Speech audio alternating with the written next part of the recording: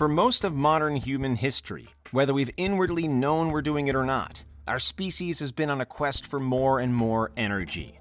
And over the years, centuries, and millennia, we've learned to harness it in many forms, including the first fires in prehistoric times, all-powerful steam across the Industrial Revolution, more fossil fuels in the time since, and renewables heading into the modern age.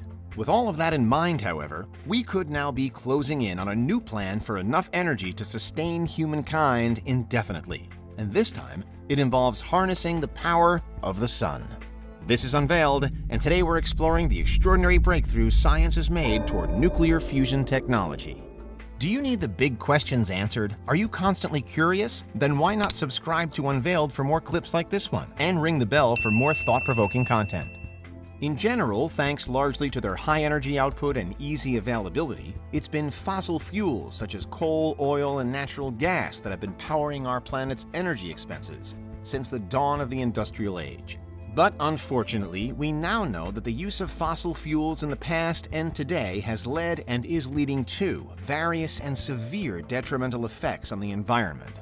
Alternative renewable energy solutions such as solar and wind do of course offer hope, but scientists are testing other options too, including one possibility which, if it works, could provide us with power on a level with the sun direct. Our sun has been valiantly anchoring the solar system for a long time now. It arrived around 4.6 billion years ago and is comfortably the largest object in the solar system, accounting for 99.8% of its mass. More than 1 million Earths could fit inside it. Energy-wise, NASA says that to match the power from the sun, we'd need to explode 100 billion tons of dynamite every single second. That's a lot of energy, but the sun achieves this through the crucial occurrence of nuclear fusion.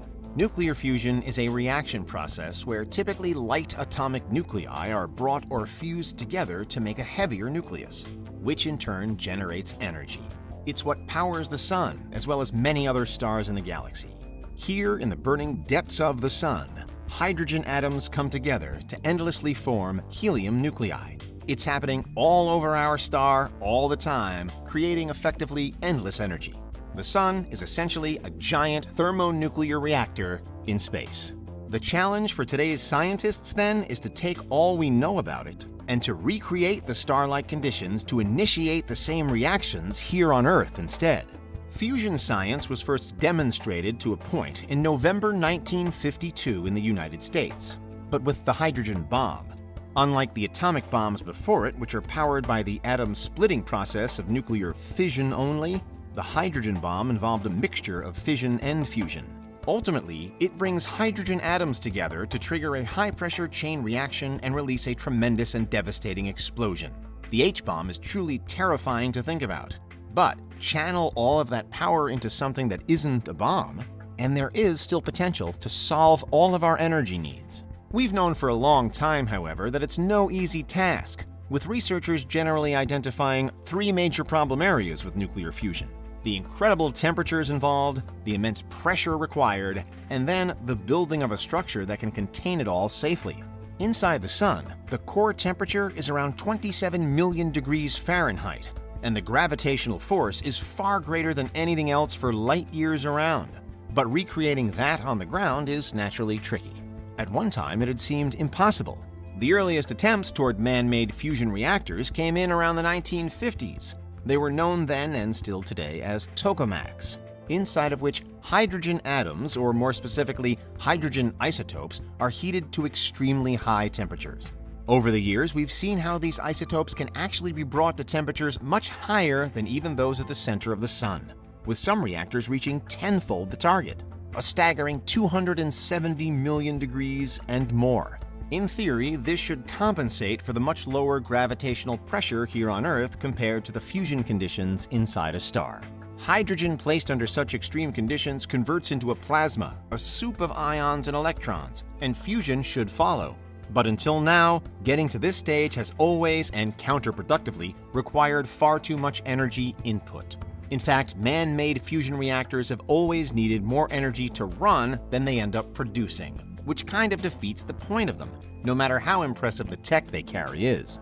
But in the year 2021, it appears that we could be about to finally turn the tide. In August, a team at Lawrence Livermore National Laboratory in the United States made headlines after taking a giant step closer to the world's first fusion reaction experiment to successfully reach ignition. That is, to achieve a reaction that does make more energy than it needs to run. Working out of the university's National Ignition Facility, or NIF, the experiment took place inside what's called an inertial confinement fusion reactor. This is different from most traditional tokamak designs because instead of the powerful magnetic fields that are required to power those, inertial confinement fusion uses high-powered lasers to heat up its hydrogen isotopes instead. These lasers get beamed around a series of mirrors inside the reactor and are then focused onto a gold cylinder housing thermonuclear fuel, pellets of deuterium and tritium, both of which are hydrogen isotopes. Once those heat up, they fuse and generate helium nuclei, neutrons, and light. Before those nuclei interact and trigger a self-sustaining chain reaction, thereby generating more helium and more energy. And this is ignition. In a landmark result, the team at NIF confirmed that their experiment, held on August 8, 2021, had generated around 70% of the power required to start the reaction in the first place. It was brought to the brink of ignition before it was ended, and closer than ever before to what's often called the break-even mark, where energy out beats energy in. In other terms, early studies of the results suggest that the experiment also produced a total energy output at least 6 times greater than the previous record. There's no doubt that the NIF team and all others working in the field will hope for even greater efficiency in the future. But in the meantime, the importance of this accomplishment hasn't been lost, and those behind it have found themselves the toast of the scientific community. Now, following the NIF success, we're headed into what looks set to be a critical moment in the technology's history. As well as breaching that all-important break-even point and finally producing a fusion reactor that genuinely makes more energy than it consumes, scientists hope to one day be able to sustain that reaction for several months rather than just for a few moments, as seen during this most recent experiment at the NIF. If and when we get to that stage, then commercializing nuclear energy for power all around the world becomes a real possibility. The future looks genuinely promising too, now that the field is working in earnest with laser fusion, because most researchers and engineers agree that even the tiniest changes to this setup can potentially bring about hugely different results. This means a tweak here, a recalculation there, and perhaps we can up that conversion percentage from 70 to 80 to 100, 110, and more. And suddenly, nuclear fusion on Earth will have moved from the realms of seemingly impossibility to become a much more manageable prospect, and maybe even inevitable. In a mere decade's time, we could well be seeing fusion reactors and plants all over the world map, if progress continues. According to one Dr. Brian Appleby of the Center for Inertial Fusion Studies at Imperial College London, and reacting to the NIF results, quote, "We have entered a regime we've previously never been in.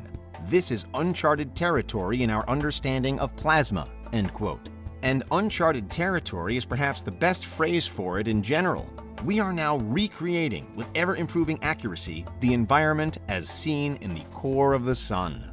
But we're doing it down here, on our own planet, Earth. We're beginning to understand even the innermost secrets of the stars then.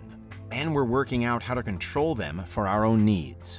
And that's why we're on the verge of a truly spectacular breakthrough, with the potential to solve all of our energy concerns forever.